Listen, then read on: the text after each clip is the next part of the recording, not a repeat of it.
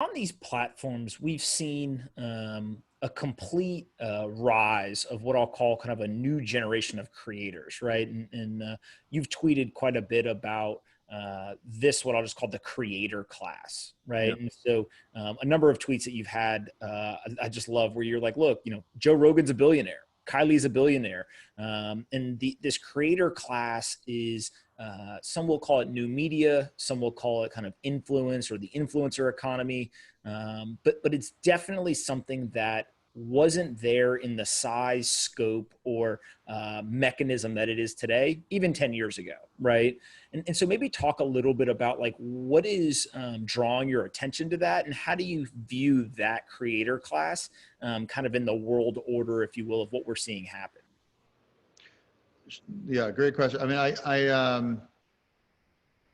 so I started going down to LA in like 2008. I had SGN, Social Gaming Network. So it was one of the first gaming companies, social gaming companies on Facebook platform and then on the iPhone. Um, and, on the iPhone, we're 1 in 4 iPhones had one of our games. And we merged that company with a company called MindJolt, and that's Jam City now. So they're doing it like $500 million on the in revenue on the iPhone now.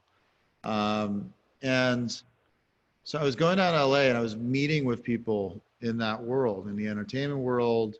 And I remember like back then I was saying like, hey, bring Lost to the Facebook platform as a social game.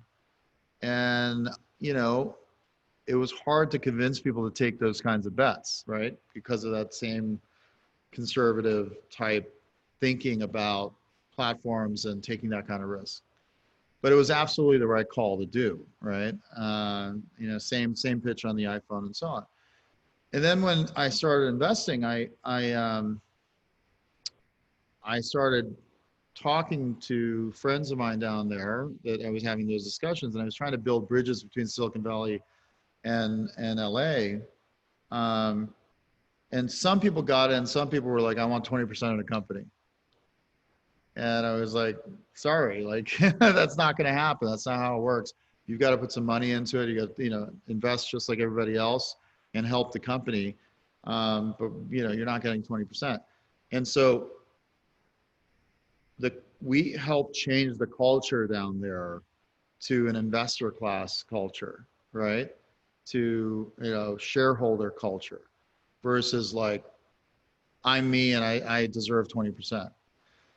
So that was important. So, conversations and meeting people like, Jay Brown and Jay-Z or Troy Carter or Scooter Braun or, Adam Lieber and Ari Emanuel and bringing them into Uber, like those were the ones that got it, invested and made a great return on their investment with us into Uber, right? And helped the company a lot and all of that. But then I think the legend of those investments is what changed the culture in LA, because the people who passed that I talked to, who I won't name right now,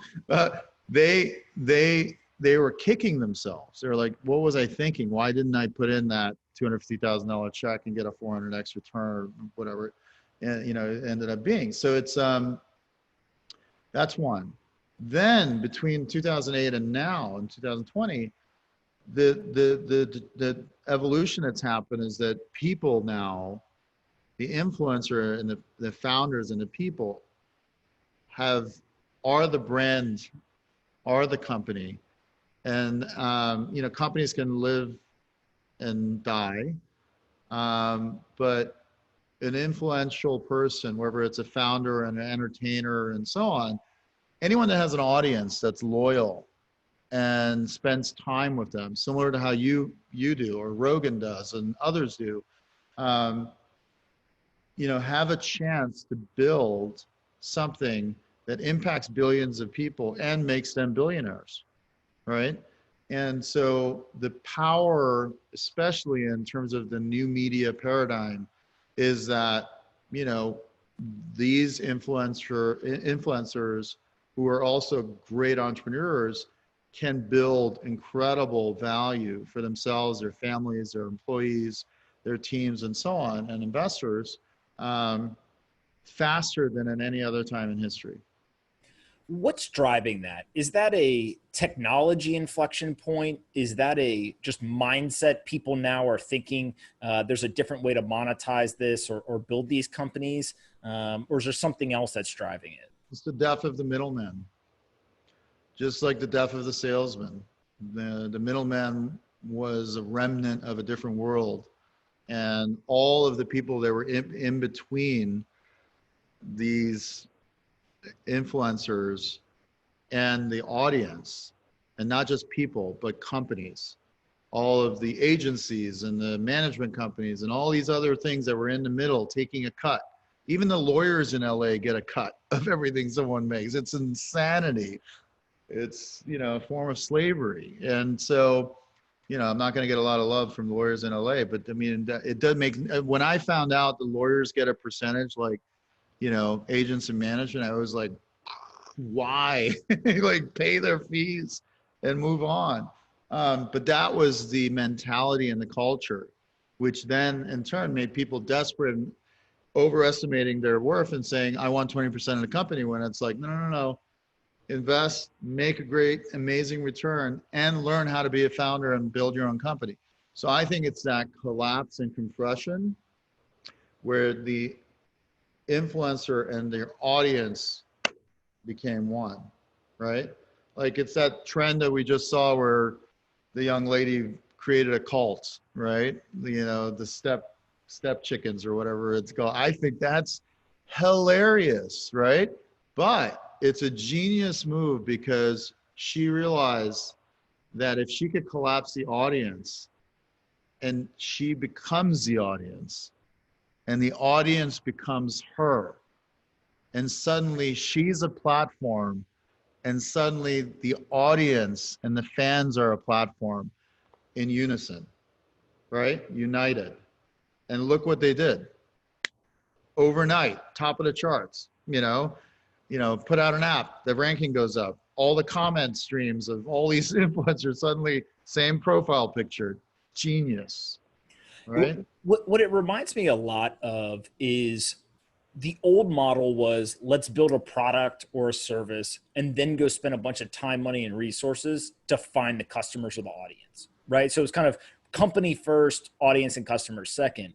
Now, though, that's inverting, right? Actually, what's happening is people are building the audiences first, and then they're basically going back to the drawing board and say, okay, I've got this massive audience of hundreds of thousands or millions of people. What do I build to serve them? Is it a mobile app? Is it a merchandise store? Is it some other product, like a Kylie Jenner or whatever? And to me, that almost feels like if you can build the audience, it's actually a great way to de-risk the company building, right? Because that there's an audience there. And so you're drastically increasing the probability of the product market fit in the future. The product market fit is the person. The brand is the person. And I mean, talk about reducing CAC, right? The customer acquisition cost. If you have an audience and you can do what Joe did and what Daniel Ek just did together, that's the beginning of the end of any kind of middlemen in the media world. And we already have experienced that in the tech world, where the Elons and Travises can create, incredible world-changing companies on their own and then back others like them, all right? Or the Kylie can create $1 billion company and she's 22, 23 years old. Or Kanye can take his genius and design a shoe in Yeezy and create a 3 billion plus company with his creativity, right? And so I think, that's a trend it's not going away. It's here. And I think, this new wrinkle, what it kind of inspired me around thinking through is ephemeral influencers, right? Like, she might suddenly show up with, a cult, right? And suddenly have 1 million people following and being the platform, and it might go away, and that's okay, you know. So it made me think of kind of like the Andy Warhol quote of everyone's going to have 15 minutes of fame, right? I think it's, in this case, everyone's going to have $15 million, right? It's like she might make $15 million, right?